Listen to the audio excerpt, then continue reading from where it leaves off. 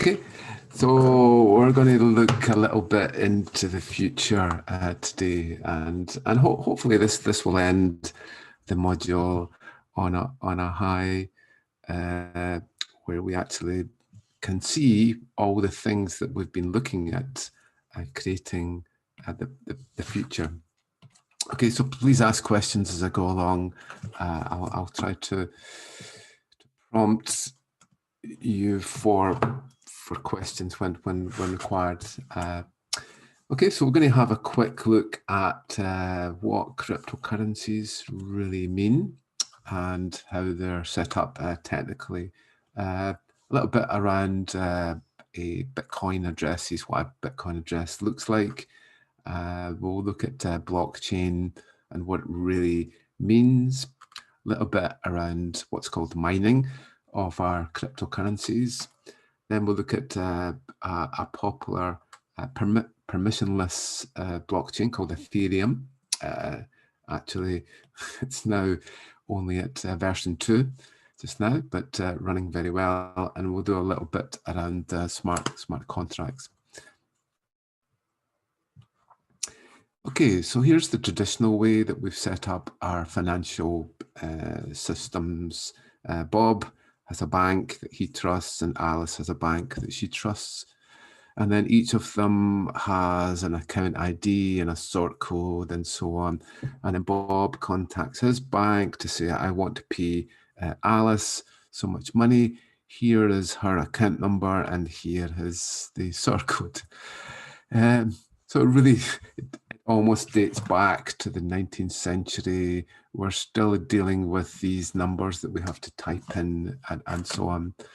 But it works, and there is an intermediate exchange there that allows the money to be transferred. Does anybody know what that transfer network actually is?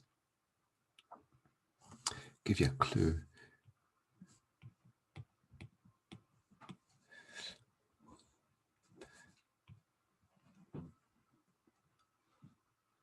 Anybody know what the core network of the banking infrastructure is? Is it called SWIFT?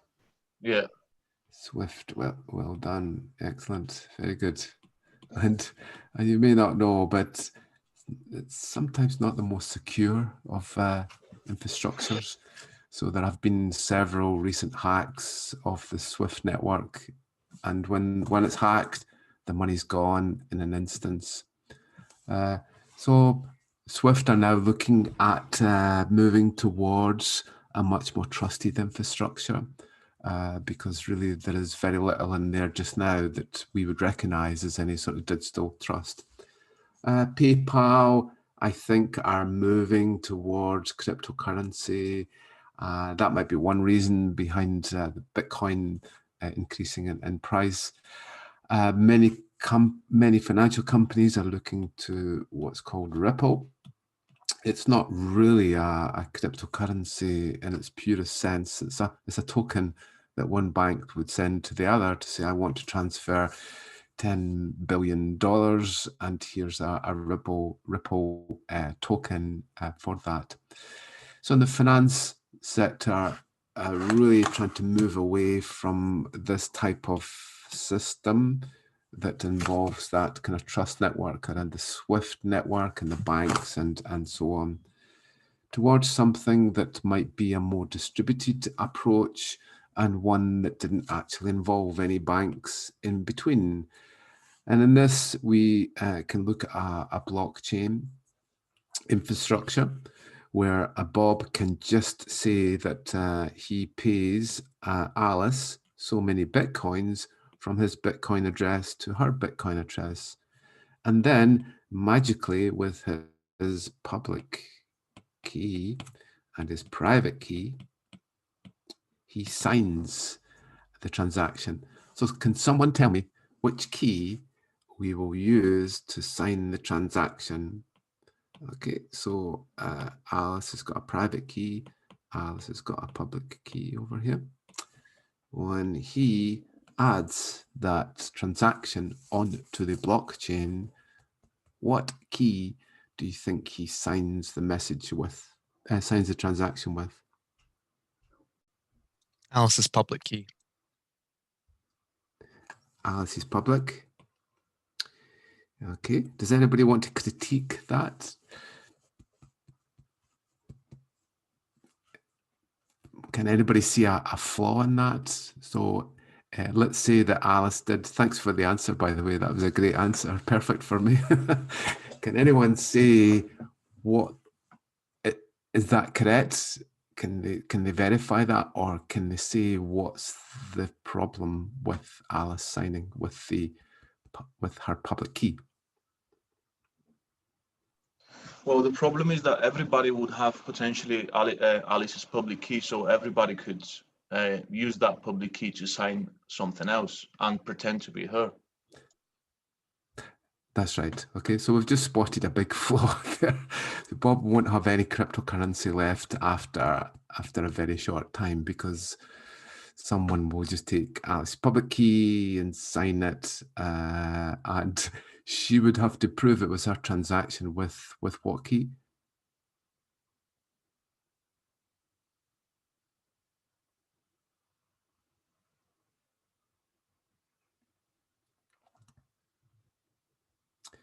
Which key would she prove? If she did sign it with her public key, which isn't going to happen, of course, which key would she have to show to prove that she did sign it? Her private key? Her private key, which is not very good, is it? She would have to show the whole network her private key. Okay, so thanks for the answer. That was perfect. Really set me up nicely there to explain that. So can someone now give me the key that Bob will use to sign the transaction? His private key. His private key, yeah. Private key, yeah, well done. So he will use his private key to sign that. If he loses that, he's kind of stuffed, and he's going to lose all his bitcoins. And then everyone else will prove with his public key. Okay, and the good thing with the way that we do it, it's with what's called elliptic curve cryptography. The keys are in the identity. So Bob's identity reveal his public key. So whenever he signs it with his private key, which is in his wallet, hopefully tucked away nicely, I'll just show you my wallet. Hopefully, if I can find my phone. I've lost my phone. If I can just show you my wallet. Let's see if I can get there. And let me try and find where my wallet is. I've lost it.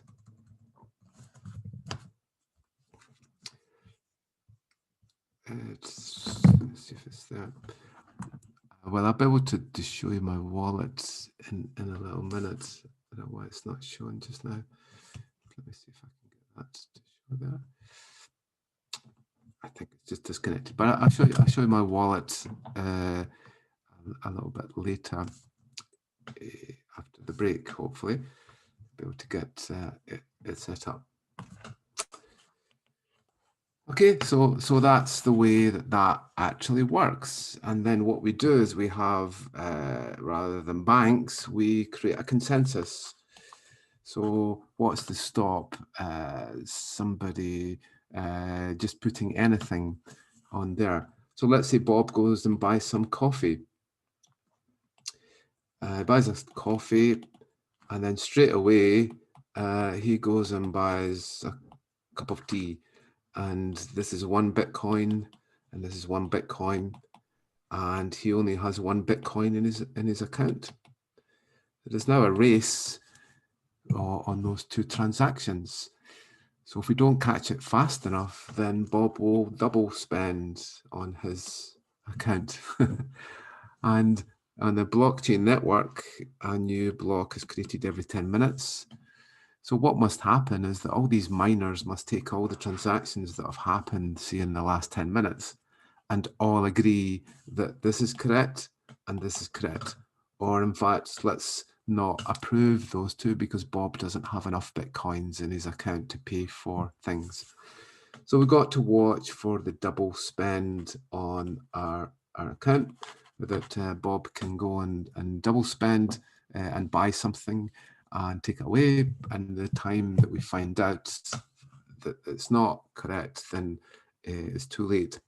This often is 3 days on our existing network. So if someone goes and hacks your Visa, you'll probably not find out about it for quite a while, as transactions can take up to 3 days to go through. Luckily, it's getting a lot better, but we've got to watch out that we don't do a double spend.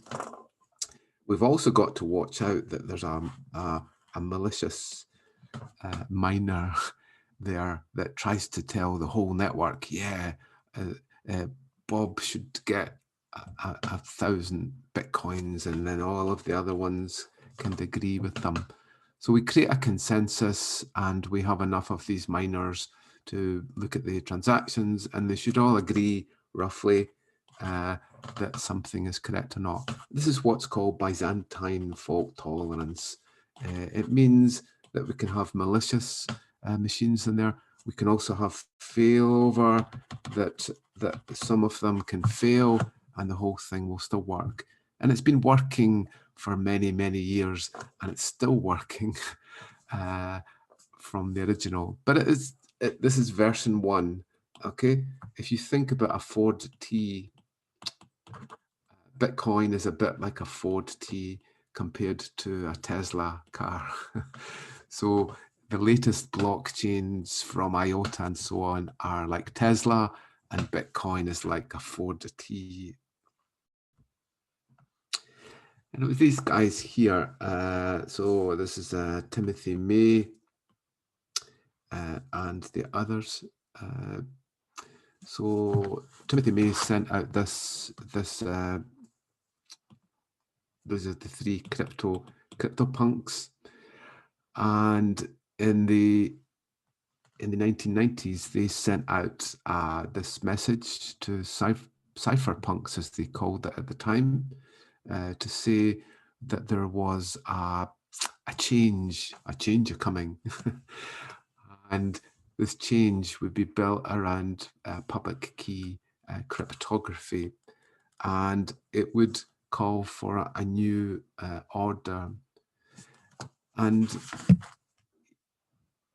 within that, he quoted that these developments around public key cryptography would completely change the nature of government regulation and the ability to tax and have economic interactions from there. And really, he was proposing an anonymized marketplace that could be possible, but obviously there would be downsides to this. And overall, he said that just as the printing press changed the power of the medieval guilds, so will cryptologic, that's public key encryption, will fundamentally alter the nature of corporations and government interference on economic transactions. Look, it was a grand statement, and on the back of that, Satoshi Nakamoto published his famous white paper, still an excellent read. So we can see that it's only just over 11 years old, and it's still running. And what it did was to try and decentralize our financial infrastructure. And as I said, rather than using fiat currency, we would use a whole lot of miners to be able to mine the transactions. And these would be giving a challenge, like a hard problem to solve, so that we changed the difficulty. So basically what he planned was that over time, the number of Bitcoins would be released, and these would be mined as we went along by these miners. And the miners would be given a reward for doing that mining. And then all of the Bitcoins will stop. So sometime in the near future, there will be no more Bitcoins. So the incentive was that you would finance it by rewarding the miners whenever they were successful in mining a block. Then they would get a payback from that. But obviously, we make the challenge more and more difficult as we go along, and it becomes more difficult to mine. So it reduces the incentive over time for these miners to get involved. So we can split it right down to 100 millionth of a unit, called 1 Satoshi. There. Okay, so there's a reward for every transaction, and we reduce the supply, and every so often it started with 100 Bitcoins, then it went to 50 Bitcoin reward, and then 25, 12.5, and we're currently at 6.25 Bitcoins for the rewards that the miners have got. It's sitting around 20k for a Bitcoin, so the miners are rewarded about $120,000 for a successful mine for that. Okay, but it's not the only show in town. There's Ethereum and Ripple, Litecoin, and so on. I'll just have a quick look to see if we can have a look to see the current Bitcoin charts. Just let me have a look here.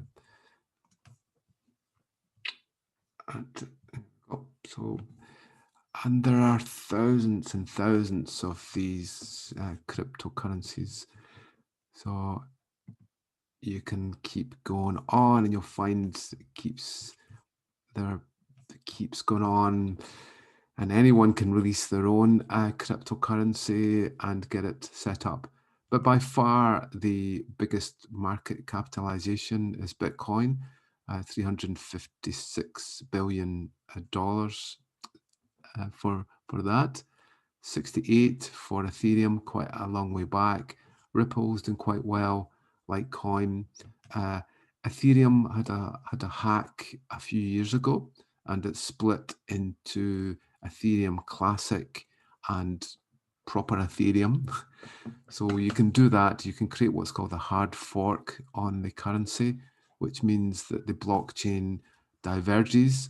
One goes through this route, and then the other goes through another route, and you'll see Ethereum Classic here. It's obviously not as much, but it's still there as a valid cryptocurrency from there. Okay, and we're sitting about 19k for the Bitcoin prices just now. Okay, so what Satoshi did, sorry, it's 50 Bitcoins was the original reward, sorry about that. So what Satoshi did was that she created a block, a Genesis block, and this is block 0. If you have a look here, so in every block there's transactions, and for each of these transactions there is then a hash associated with the whole of the block. So nobody can change the block because you can't recreate the hash. And it was Ralph Merkle who created what's called a Merkle tree. So the Merkle tree is that you can take all these transactions, and then these two transactions you can create a hash here, and then for all these transactions you can create an overall hash for all of the transactions in the tree. So what happens is that there is then an overall hash defined for the for that block with all the transactions in it, and we also refer back to the previous block and also to the future block that will be created. So really, once you've created this Genesis block, then the whole thing is then chained, and it's impossible for anybody to change any of the transactions because they're all trustworthy in terms of the hash. Okay, so there's the root there for that and the miners create this hash overall, and that was it. So that's the reward that they got in there, and that's our main Genesis block. So Satoshi was not this person. So whoever created Bitcoin kind of did the work and then left and hasn't actually cashed in a lot of the cryptocurrency that they were rewarded for the mining process. And just this week, somebody has analyzed all of the online transactions of Satoshi. So looking at his code, pastes, and other types of activity, this was the work pattern that they found here. And there's two things that could be seen from this. Either Satoshi is sleeping between 7 o'clock and 4 o'clock UK time, GMT, or Satoshi was at work there. If Satoshi was sleeping, then Satoshi is from the Eastern Seaboard or California, because his work pattern would be here and but if he was from the UK and he was sleeping and he wasn't doing he was working here, then this is his evening work, and you can see he was probably working on, she was probably working on Bitcoin there, and then this is him working late into the evening, and possibly this is her sleeping here. So there are some people saying that Satoshi was from the UK, and this actually points to a possible pointer to him being in the UK. So this is the very first Genesis block, and what Satoshi put in there was a little message to do with the Chancellor on the brink of bailing out the banks in the UK. And the funny thing was that the Times on the day had this article, but the online version had this as the alternative. So it's rather strange that probably somebody would have had to have bought a physical copy of the Times at the time to see this one here. And if they were in the US, say, they would have probably be looking at the Times online and they received this one. So perhaps Satoshi was from the UK, which is interesting. And when you also look a little bit into some of his messages, then this is a curse that's used in the UK, and in very few countries in the world would you see that curse happening. Along with that, when he writes, or she uses UK spelling, and very few people in the world will, and the people in the US will always drop the U and make it honor them. So I think there is some research evolving to say that possibly he was from the UK. So this is what our transactions actually look like. You have your QR code if you want to be able to read that. These are some very big transfers, but recently these have been even larger than that. Okay, so the transactions are here, and this is the address for the transaction. So this is it coming from this address and going to this address here. Okay, and nothing is really private on the blockchain network. The wallets themselves, it's possible to see exactly the transactions that are going on and the wallets involved. So if we look at this one person here, you can see here is the two transactions that they've had, quite small ones in there.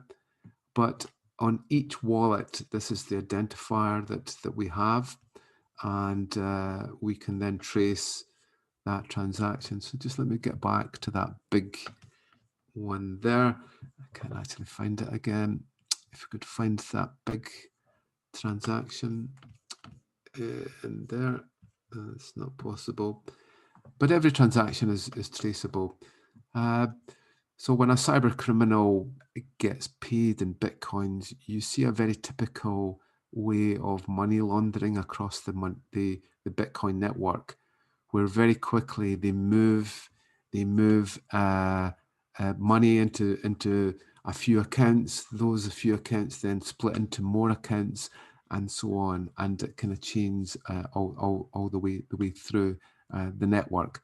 Eventually, they will cash out their Bitcoins into fiat currency or into some other currency, and then it's a challenge to be able to watch these transactions as they would go through. Okay, so that's what they look like. Here's a very large one here for $12 million. Hopefully we can see this one here. Yeah, so this is for 2,000 Bitcoins, and it's gone to multiple places. From there, there's another one for another 2,400 that was made in 2014. And you should be able to see what the price was at the time. I think that's 39 million that's been transferred in there.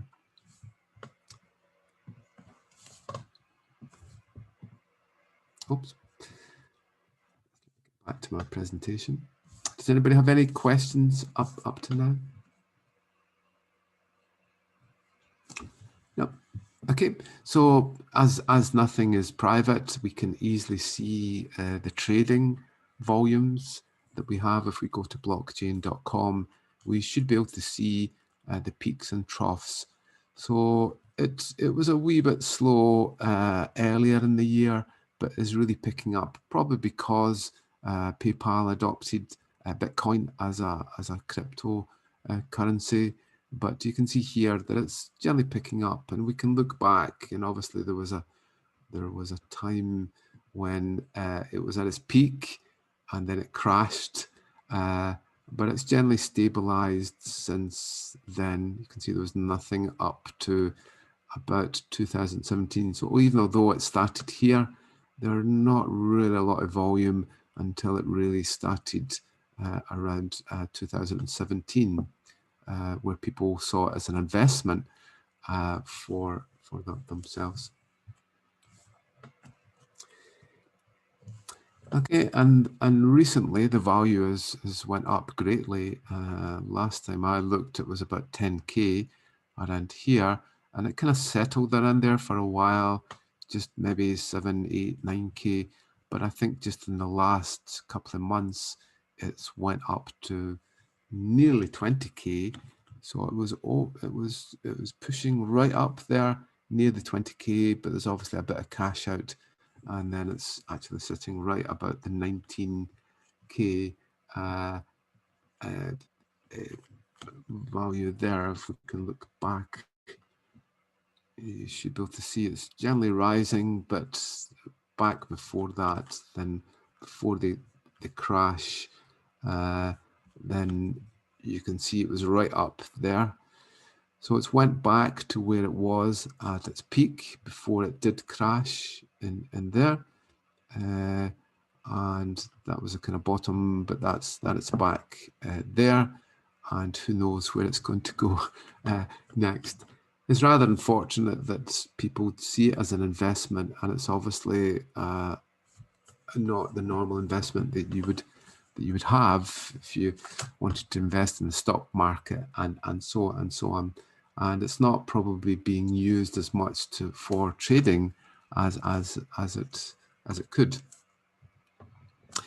Okay, so what does the Bitcoin address actually look like? So I'll try and outline it, but probably you'll not be able to see what's going on here straight away. but I'll try and show you what it actually does. So it doesn't use RSA that we covered, it uses what's called elliptic curve cryptography. And with elliptic curve cryptography, what we do is that we start with a private key and then we can generate our public key from that. If you're interested, I can explain in great detail how that happens. If you come onto our MSc, I'll explain a bit more, but let's just say that it's a point on a graph. So if I take a point on a graph that looks a bit like that, and then I take my private key and I add that point so many times with my private key, I end up with a point on the graph, which is actually the public key. So it's a magical thing, and it's a lot better than RSA in a lot of cases. So it's actually an XY coordinate, which means it's 512 bits overall is your public key. But what it does is a special thing called DSA signature, which means that you can now generate your public identifier from this public key. So your public key identifier, your wallet identifier, is actually your public key, and people can check that you have signed it purely with the public key name there. So this often starts with a 1 or a 3, but this should go in your wallet here, and it's typically stored in what's called a WIF format, and that goes through a base 64. So we've seen base something before, we've seen base 64, and a base 58 is kind of the same, but we drop off the dodgy characters such as a 0 and I forget the other ones, but there's about 6 characters that don't appear in your base 64, which makes it easier to be able to interpret the private key. Okay, so that's what that goes into Bob's wallet, and Bob's also got his public key in there, but everybody sees this address here. Okay, so there's an address there. When you look at the transaction in your wallet, that's the address there. So here's a note of caution, okay? So your wallet is stored on your iPhone or your Android device, and there's your private key. So does anybody know how they should back up their private key?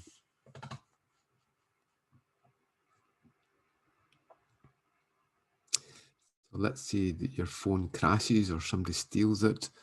What would be a good way to make sure that you can get your cryptocurrency again?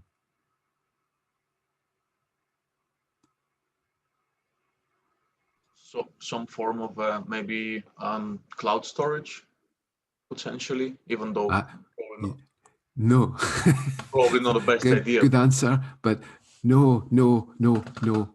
So never, ever store your private key on any cloud system and not on any third party. So that's a standard way that it would get hacked, that someone will, and they look for wallet.dat. So you see it all the time. Wallet.dat is scanned and wallet.zip and all that kind of thing. Okay, so what other way would you do that? Probably burning it into a CD then, or some pen drive, or some other sort of like a physical storage that only you have access to. Could be, yeah. I mean, a USB is one, but normally you get 12 words, and I don't know, it'll be coconut, business, England, and so on. Those 12 words, when entered, allows you to be able to regenerate your private key. So what you often do is to print out your 12 words and put that in a fire safe with a lock. And whenever you want to recreate your wallet, so I've done it and it works, but it's scary. So you've got to go and get that recovered. The other way is that you can print out your private key on a printer and store the code there. But remember, you also have a password on the protection for your key. So Hashcat actually is very good at cracking wallets. It will obviously try dictionaries, which is quite good, because if you've lost your private key and the password for it, then Hashcat can recover it for you, because you just have to try and remember roughly what your password is. If you remember back with Hashcat, we could say, if I had a password with Napier, then could you go and try Napier on all the different permutations and see if you can get it. So it's kind of slow when it's cracking it, but if you kind of know what the words are that you've used for your password, so you just imagine that Satoshi is sitting there just now at this minute trying to hack into his or her wallet because they've forgotten the key. That might be one reason why it's not been claimed yet. Okay, so it's a good idea to have what's called a paper wallet. Might seem a bit strange in blockchain, but to print it out on a bit of paper is a really good thing to do. Okay, so that's what happens. We end up with our addresses. We've got some hashing going on. We've got some base 58 and so on. But eventually what we end up with is a public address that we're going to use, and that's our identifier. So here's an example here. There's the private key, 256 bits. There's our public key, 512 bits. We have our WIF, which is a way of representing our private key. And that then derives our public address.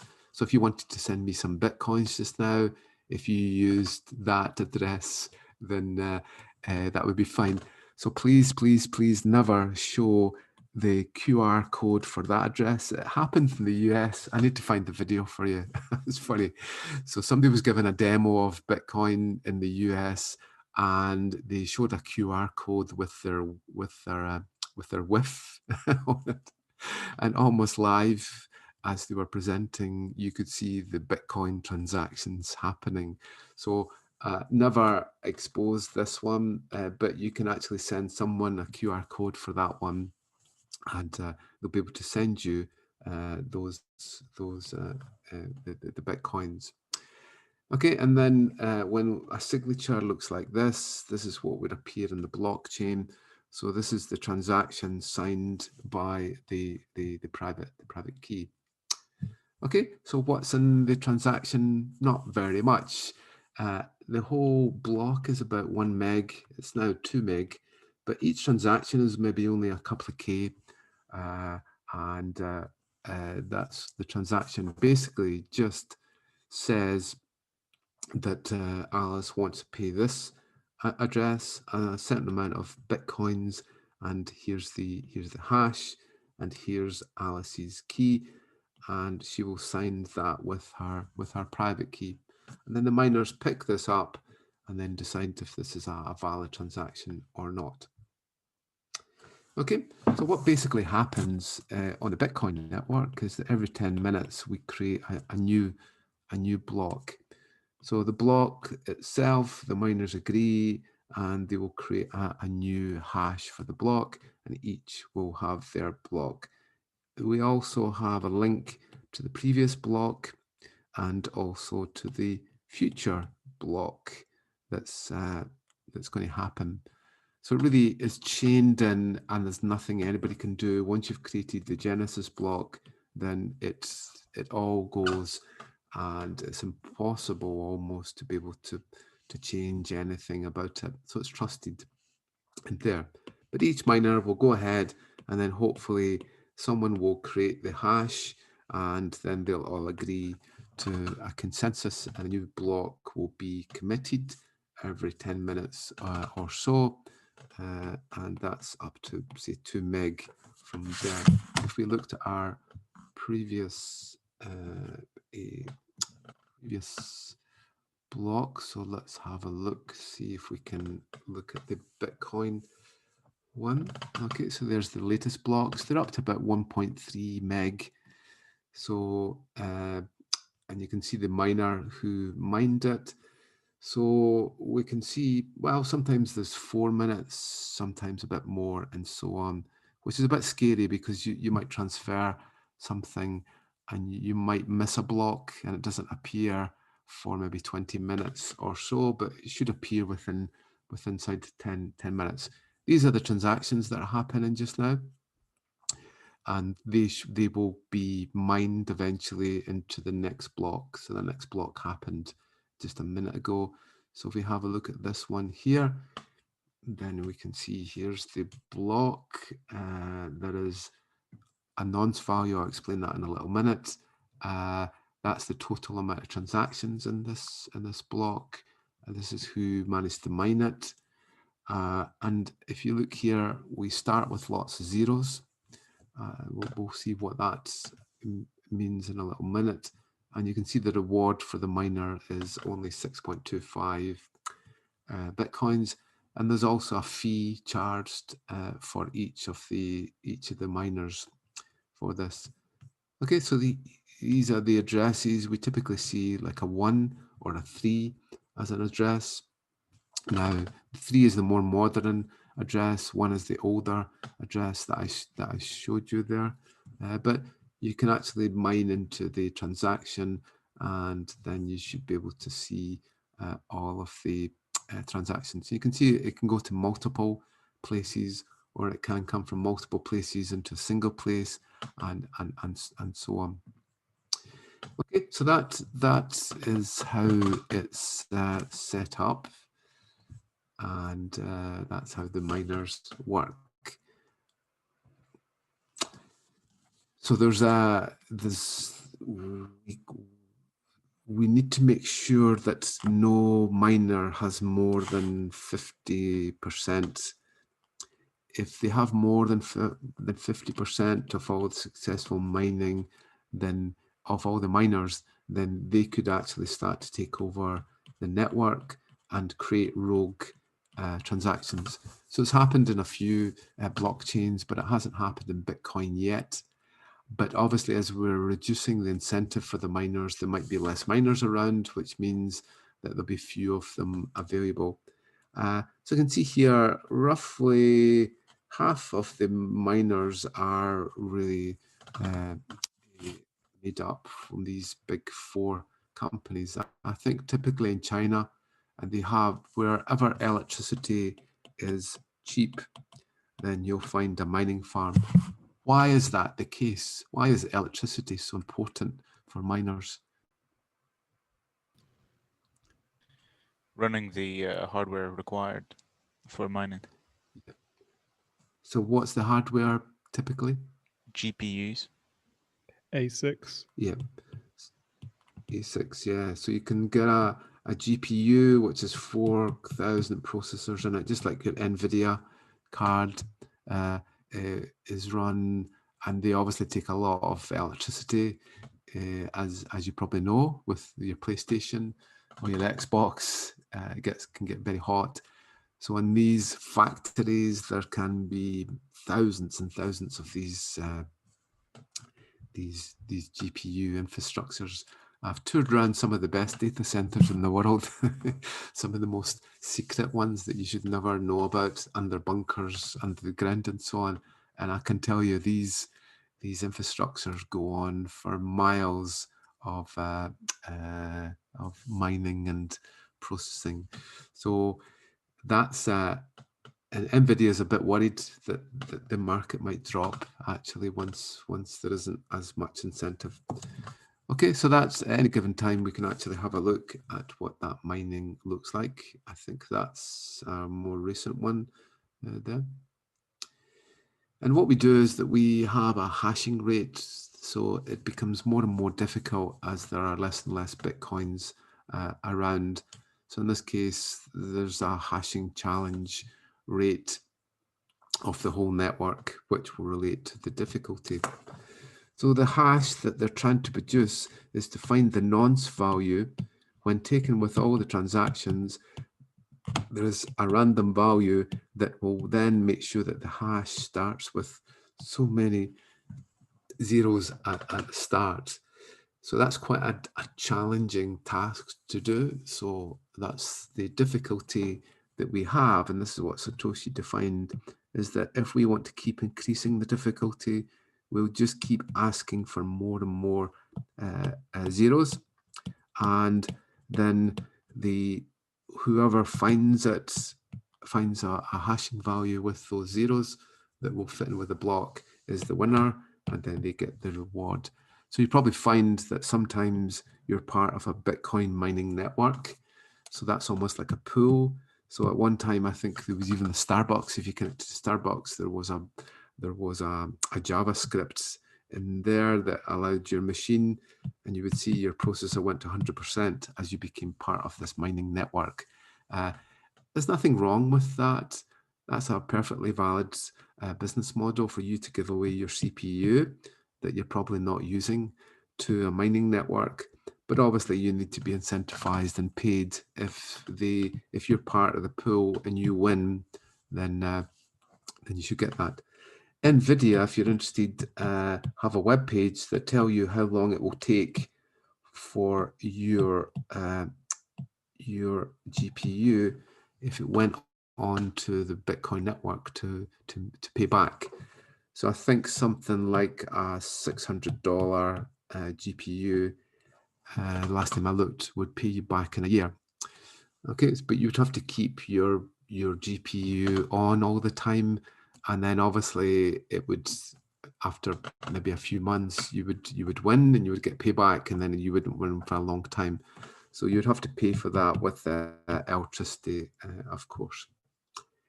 Okay, so that's what it looks like. There's the big hash at the start there, and there's the previous block, and there's the next block. So that provides the chain for it. You've got the previous block, you have the current block, and then you have the next block hash. And there's nothing anybody can do once it's actually created. It's created. In this case, it was less than a meg. We kind of got to a limit of a meg, and then we had to do a fork of the blockchain, and all of the miners agreed that they would now go for a 2 megabyte limit for each block. But it's roughly worked, and it hasn't really stopped since it was created.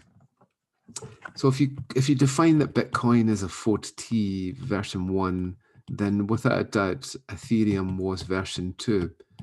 So this is rather limited, not very good, but Ethereum was created by the amazing, fantastic Vitalik Buterin in 2015.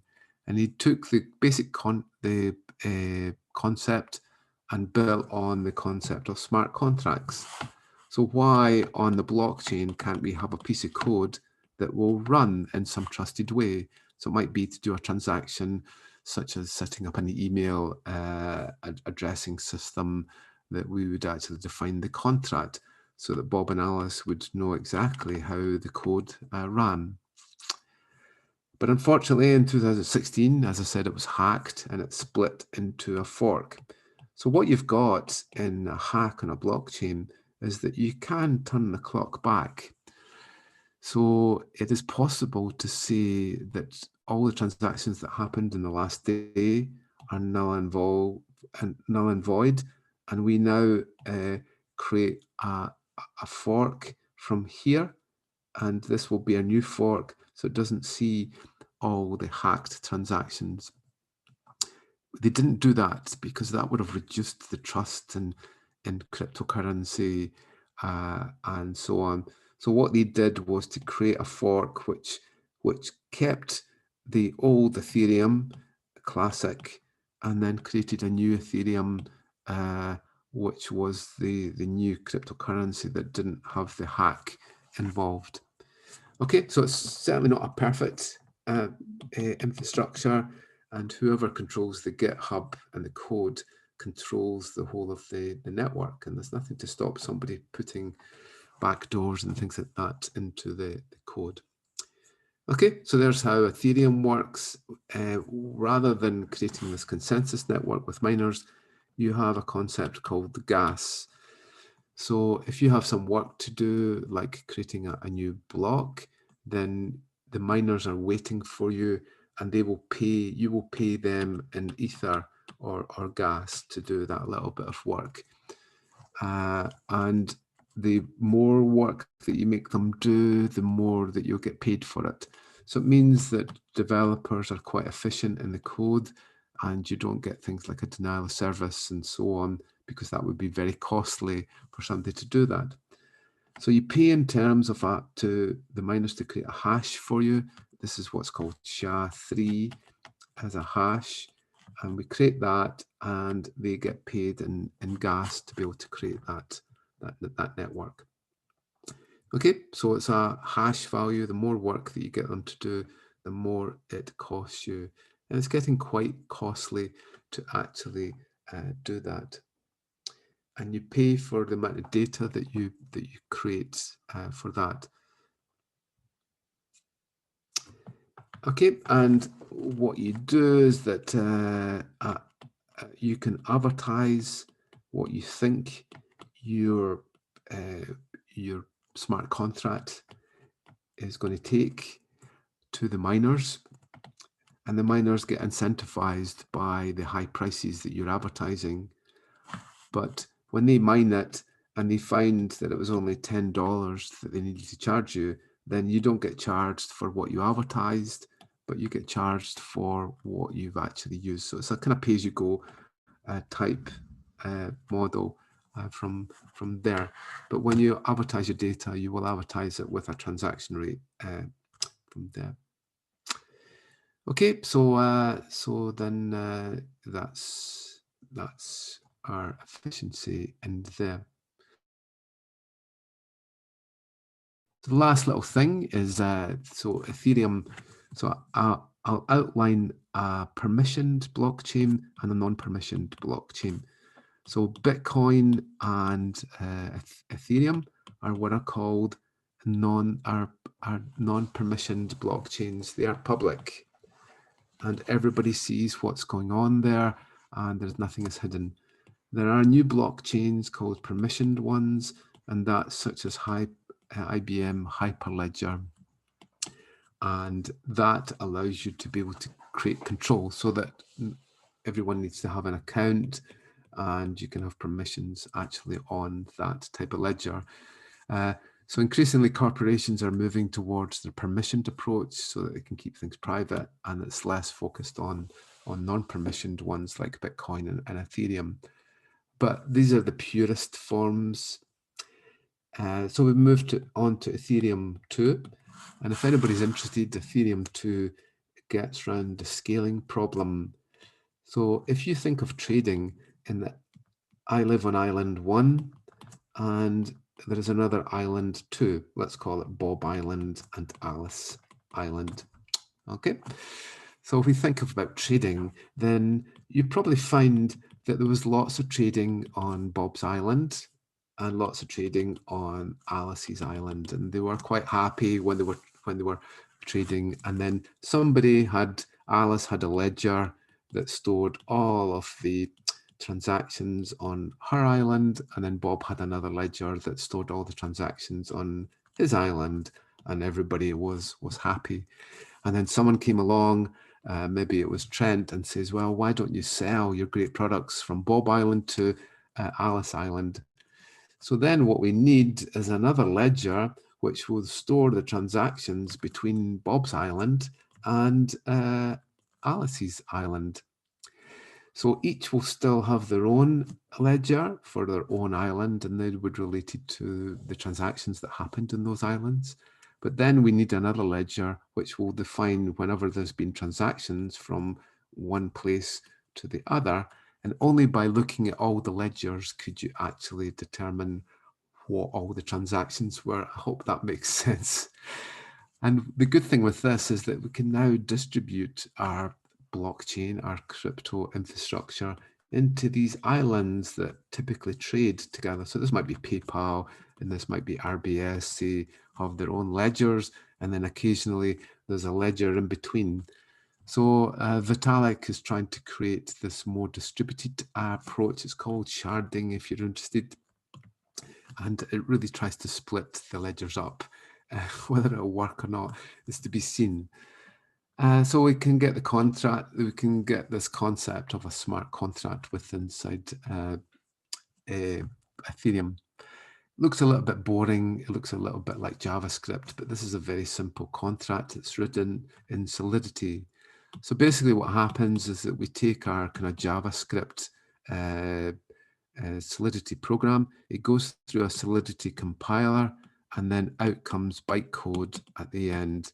So just like Java does this, we can convert this into a machine code that is then stored on the blockchain, so it can't be changed and it's trusted in some way. We're also looking at Golang. That's another language that's used quite often now to create these contracts. But we have a compiler which will compile that for us. We can do it online. So this is my Solidity code here. I then compile it, and then here's my bytecode there. And it's that bytecode that would go into the blockchain, and this would run in a trusted way. Obviously, it's not so easy to get that bytecode onto it.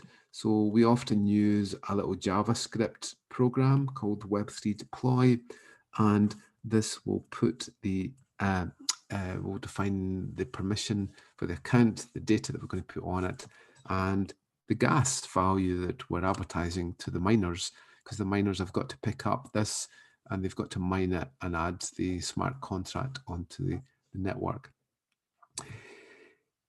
Okay, and that's an outline of blockchain and crypto currencies. Does anyone have any questions? What we'll do is I'll have a little quiz, and then we'll do our usual Mentimeter test after the break. Does anybody have any questions? Would quantum computing not absolutely break the cryptocurrency market? Yes, but crypto has been pretty good in migrating. So quite soon you'll actually start to find that there'll be a very hard fork, and you'll actually start to see something that's quantum robust. But it's probably 10 years away, I would think. So it's a risk, but elliptic curve that I outlined can be hacked easily with what's called Shor's algorithm. So you're right, but we will probably migrate, and Bitcoin's not very good anyway. So we'll get better ones coming along quite soon. Hyperledger is much better for its kind of core crypto. Thank you for that. Any others ones before we have a wee break? I've got a question. What is your opinion in general about the future of cryptocurrency, in the terms of obviously the current financial system we've got? It's controlled by banks, and it's kind of relatively easy to track transfers, and so governments want to have that control over. And obviously with cryptocurrency, they would completely lose that. Do you think that essentially they're going to allow cryptocurrency to to develop even more and be the new norm, or is it that going to stop at some point? I don't know if they can stop it.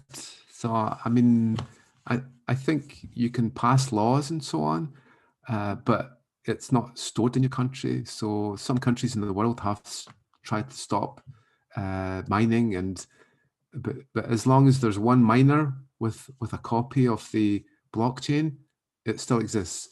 So you can't destroy it. You can kill every single node which is keeping a copy. You can store it on your machine.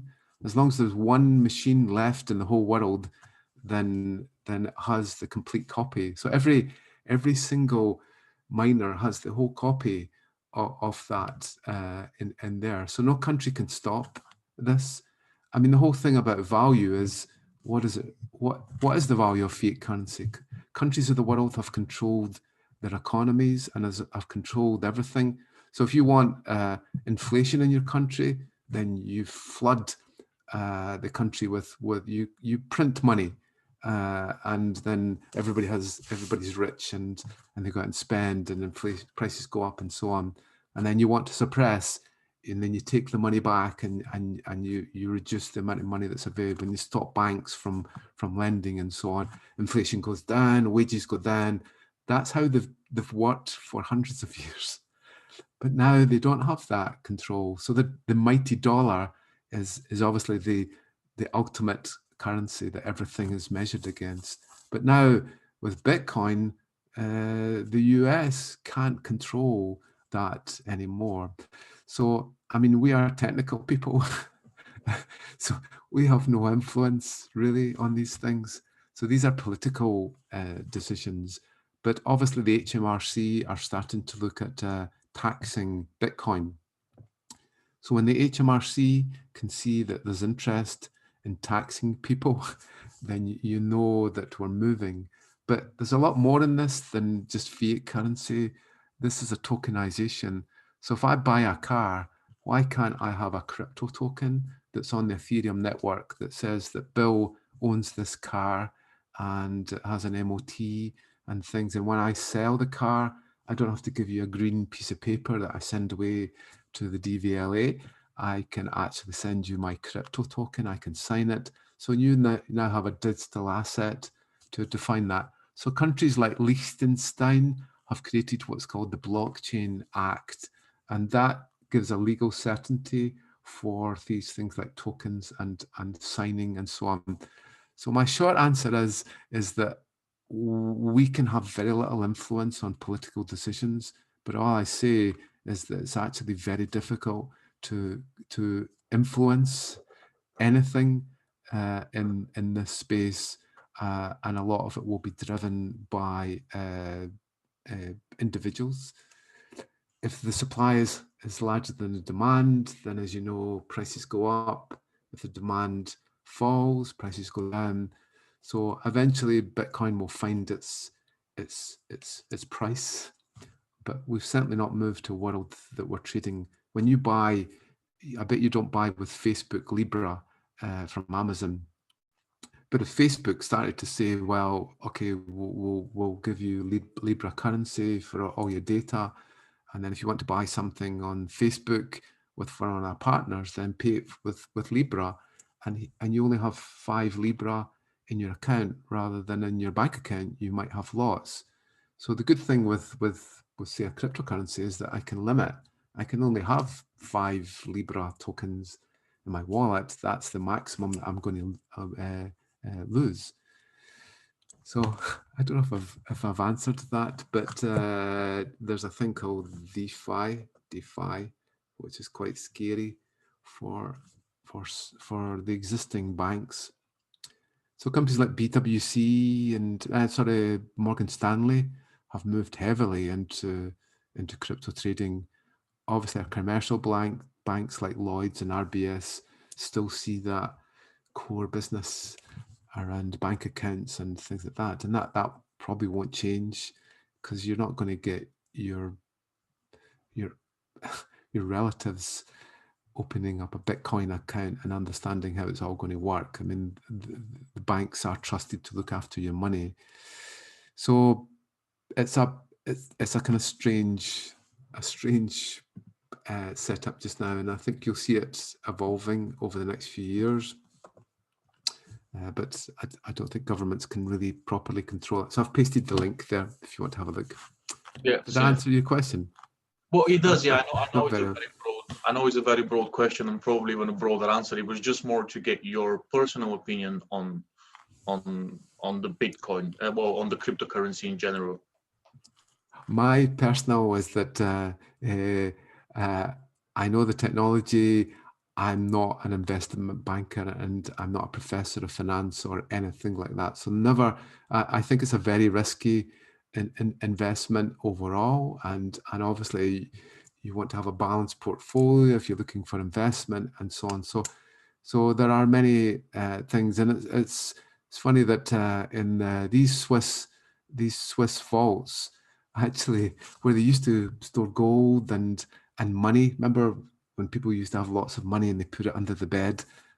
People who are really rich actually used to store all the money in these Swiss vaults and things like that. They store the USB sticks now with your private key. It's really strange that there's no money in these vaults, like no cash anymore, and these really rich people see Bitcoin as possibly a long-term way to put that money away somewhere that maybe the tax person doesn't see, and they're storing USB sticks in the vault. It's like a great big vault, and you see these little USB sticks. It's quite strange. Obviously, no one on this call is going to have a Swiss vault, I wouldn't think. If anybody has a Swiss vault, then please say now. No, see, there you go. Okay, and any other questions before? We'll break until 15:15. If I'll be here to answer any questions. I'll try to see if I can get my wallet set up. Okay.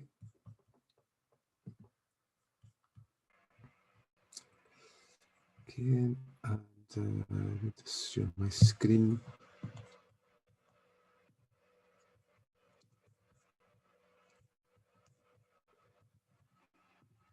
Okay, so if you get ready with your Mentimeter test.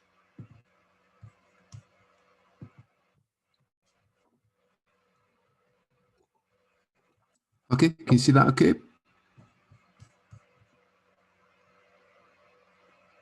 Anyone? Yeah, we can see it. We can see it fine. That's great. Good. Okay, so menti.com 82 84 77 4.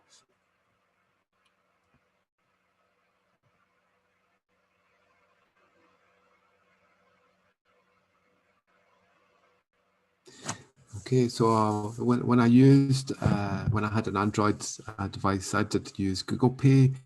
The thing I didn't quite like about it was that it wasn't very good with biometrics. I think it's improved. So I had a fingerprint scanner, and I didn't like the fact that it didn't have that on it. But now I use Apple Pay, and it's pretty good because it does face recognition, which isn't good if you've got a mask on.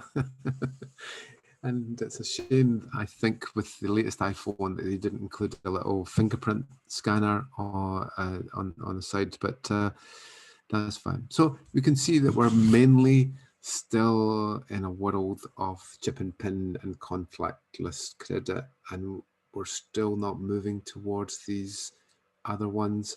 I highly recommend Google Pay and Apple Pay. They are pretty good, and I think they're pretty safe. Okay, so what's your trust level for cryptocurrencies? And there's lots of hacks on these things. Well, how do you trust them? Would you get Bitcoin and you go, yeah, everything's great, safe? I would advise all of my family to go out and buy Bitcoin because it's so safe, or is it such a risky thing? Okay, we're kind of middle of the road there, which is probably about right. We're a bit skeptical in places, but nobody sees it as low. Sorry, we've got good high trust, and nobody sees it's very low, but quite a few see it as low. Go on. If you were asked which one would you buy, which one would you buy, do you think, for cryptocurrency? Bitcoin? Bitcoin's looking good just now. Ethereum's doing quite well. Ripple's a good one, actually. It's increased quite a bit. A lot of we got good for that one. Oh, we got one for Litecoin, but mostly, possibly Bitcoin would be what you would buy, and maybe a little bit of Ethereum. Okay, so if somebody said to you now, I'll give you some money, or I'll give you free coffee if I could use your CPU for free, I'll give you free services, I'll take 10% of your CPU and I'll put it into a mining network. Would you like that? Does that sound a bit strange that somebody would be on your computer using it at the same time? Yeah, so not so many of us would like that. So yeah, and it really depends on the service. If we were to give you $1,000 a year, possibly you would do it, but quite a few of us don't really think that's a very healthy thing to have somebody mining on your CPU. And which do you believe? Cryptocurrencies are mainly used by criminals. Cryptocurrencies free people from banks. Yeah. Cryptocurrencies are mainly for those hiding their tax returns. Woohoo! Cryptocurrencies will never take off. Yeah. or cryptocurrencies are a faster way of making payments. Okay, so a few of us, 3 or 4 of us, think that it's just a big criminal network for money laundering and so on. A lot of us think it's a way that will be free of those banks that cause us such troubles. A few that it's there to hide for tax returns, and only one person thinks they'll never take off. So let's come back to that in 10 years. And fast away, of course, it's instant. With Ethereum, it will happen straight away and it doesn't need 3 days of clearing and all that kind of thing. So that's interesting that you said that. So are cryptocurrencies the future, or a bubble that will burst, or never going to match our existing finance infrastructure, or a major risk for our future? What do you think? Oh, we got a good good. Oh, we've got a few in there. A few of you are skeptical. Quite rightly, you should always be skeptical and always worry about change. And so quite a balance there. We'll get a few coming in for as a risk for the future and never going to match. So it'll take a while, but it's probably going to take some time to even get near the volume that you would see.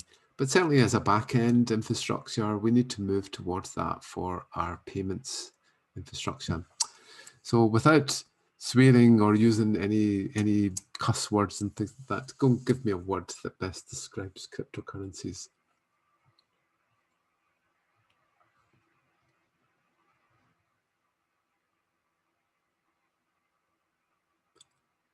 Fad. Interesting. Power. Craig. Oh, that's a good one. Complicated. Is that what did I make it complicated? Weird. Volatile. Moist. But yeah. Safe. Well, we've got a safe, difficult, international. That's a good word. Fake money. Satoshi. Dodgy. Mining. Online. Soup. I don't know where soup comes from. Maybe if somebody can explain soup to me. Intriguing. That's good. That's excellent. Reliable. Fad. Fun. Soup. Soup is my favorite one there, I think. Or moist. Moist sounds interesting. Misunderstood. Yeah, that's an interesting one there. Comfort. And Craig. And weird and universal and hidden and complicated and power and fake money and questionable and transparent and strange and global, intriguing, bubble, future, mining, online. Thank you for that. That's interesting. Okay, so if you get yourself registered, we'll just have a bit of fun for our test again. Okay, later on in the day, we'll get set up for maybe another test.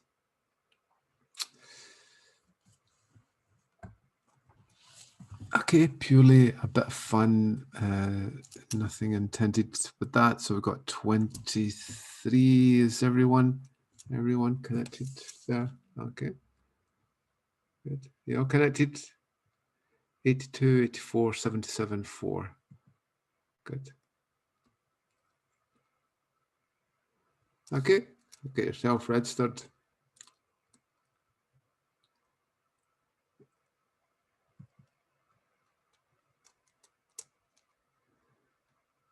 Who was one of the cypherpunks? Was it Hal Finney, Eric Hughes, Ron Rivest, or Tim Berners-Lee?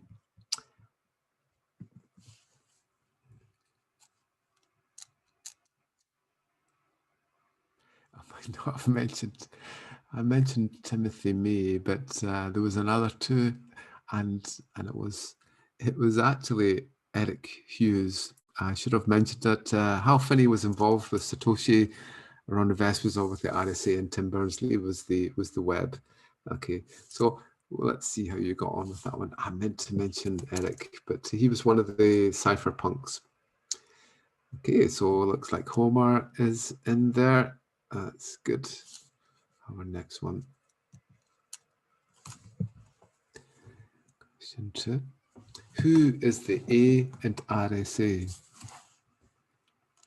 Is it Leonard Adderman, Leonard Alderman, Len Ankerman, Larry Adderman, or Lizzie Adderman? And the correct answer is Leonard Alderman. Extra A. He thought that the paper would go nowhere and nobody would be interested in that one. And it was obviously one of the most significant papers ever that was written. Okay, so me is top there. So for this next one. Oh dear. Let's start again. Hopefully that's going to work. Yeah, which is not a public key encryption method. RSA, elliptic curve, LGAMO, or AES. Not a public key encryption method. AES is symmetric key, RSA is public key, elliptic curve, we just covered it. LGAMO is another public key method, and AES is a symmetric key method. So that's the one there. So make sure that you understand that question, because really at the end of this module, that's exactly what we want you to understand. So who's Jimin? Are you there? Or CryptGo? Yeah. Good. Or Power? Yeah, I'm here. Good. And me? No, it's gone. Okay, question 4. This one. Who co-created Ethereum? Who co-created Ethereum? Was it Vitalik Buterin Vitalik, or Buterin Vitalik? And that's good. Yeah, Vitalik Buterin. I've been trying to get him to come and give a guest talk to our students for a long time, but not quite happened. So hopefully maybe next year we'll get him to come along and have a chat with you. That would be amazing. Really watch his lectures online. They're just inspirational. Okay, let's see how we got on. Me did very well there. Buterin, of course, got that one right. Is Vitalik on the line, actually? That would be interested. So me is top now, Power, Joe Exotic, Kyle Gaming, and lead, and Buterin is doing very well there. Okay, question 5. What's a permissioned blockchain? Which is a permissioned blockchain? Hyperledger, Bitcoin, Ethereum, or Ripple? Hyperledger, Bitcoin, Ethereum, or Ripple? What is a permissioned one? Okay, Bitcoin, Ethereum, and Ripple are permissionless, and Hyperledger is a permissioned. IBM Hyperledger is a permissioned blockchain. Okay, and Joe Exotic is fastest there. Might actually take the lead, perhaps not. Still me, Joe Exotic, Power, Stevie B, doing really well. Buterin didn't do so well there. Jimin, Ryan, Gaiman, Slim, Kyle, Stevie B. Okay, just a few more questions. Which country introduced or is introducing a blockchain act? Liechtenstein, Estonia, Finland, Jersey, or the UK? Which one has brought in? And I said it is Liechtenstein. That's right. So we'll see how you did with that one. And Ryan did well there. Oh, a lot of people did well there. And not much change. CryptoGhoul is going back. Gaming is on the move, but still me. Who's me? It's me. Hello. Hello. Can you hear me? It's you. Yeah. Is it? Yeah, it's you. Yeah, it's me. And you are Lucas. Lucas, yeah. Okay, it's me. Okay, me is Lucas. That's great. Okay, get ready for the next one, Lucas. Okay, question 7. From there. Let's see. Bob wants to send Alice some bitcoins. Which key does he use to allow the transaction? Which key does he use to allow the transaction? His private key, his public key, Alice's private key, or Alice's public key? And that's right. Well done. Yay. I'm so happy that you got that one right. So let's see. Gibby was the fastest there. No, Jimin was fastest perhaps there. Yeah, not much difference. And me is at least 500 points in the lead. So Crypto Ghoul's coming back in and Butterin's coming back in there. So that's really good. So let's see how you get on. Just 2 questions to go. Still, everyone's got a chance to get in that top 10. Bob wants to send Alice some bitcoins. Which key does Alice use to prove the transaction? Alice used to prove the transaction. Bob's private key, Bob's public key, Alice's private key, or Alice's public key. And it's Bob's public key. Nothing to do with Alice. Nothing to do with Alice. Bob signed with his private key and will prove with his public key. Oh, so I think we might see a little bit of change here. Oh, me didn't. Yeah, no, me got that one right. But Crypto Ghoul is on the move, and Bobby and Andrew Hack and Strob is in the top 10 now. But I think me is way out in front there. 1300. Crypto Ghoul is making a move. Bobby is really rocketing there. Joe Exotic just falling back, and Strob is in the top 10 now.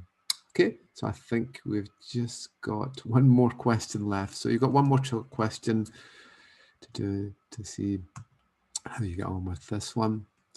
So roughly how many bits does an elliptic curve public key have? I did say it, so 128 bits, 256 bits, 512 bits, or 1000 one key. I did say it, so and I just tried to explain it. And you were listening mainly, and it was 512 bits. The private key is 256 bits, which is uncrackable at the current time. So 512 bits is the public key. It's made up of an XY coordinate on the elliptic curve. And me didn't get that one right. Oh, Lucas, what happened? But you're still top. That was really interesting. Lucas, are you there? Yeah, I did it. You know, What? I wanted to see if I would What happened? win. Without getting the right answer. Yeah. All I wanted to right, give Power a chance, actually, but whatever. Where's Power? Oh yeah, is Power there?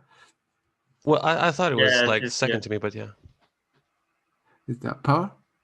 Yeah, it's a Flavian Paul. All right, hi Flavian. Yeah, you got in the top 10, so that was pretty good. And Crypto Ghoul really started off well, but then kind of got there in the end. Who's Crypto Ghoul? Me, Garrett. That's great. What happened in the middle? I can't remember what questions slipped me up, but then the public key ones got me back up to the top.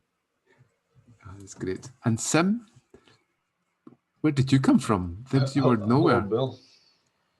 Hello, Bill. It's me. Hi, Ivan. What happened? Just You had a slow start. Just luck, I think. I don't know. Yeah, that you I were was so listening close carefully. because obviously, yeah. I think maybe just one because obviously that last one, Lucas gave everyone a chance, so you just nearly pipped it there. And Bobby, is Bobby there? Oh, hey, Bill.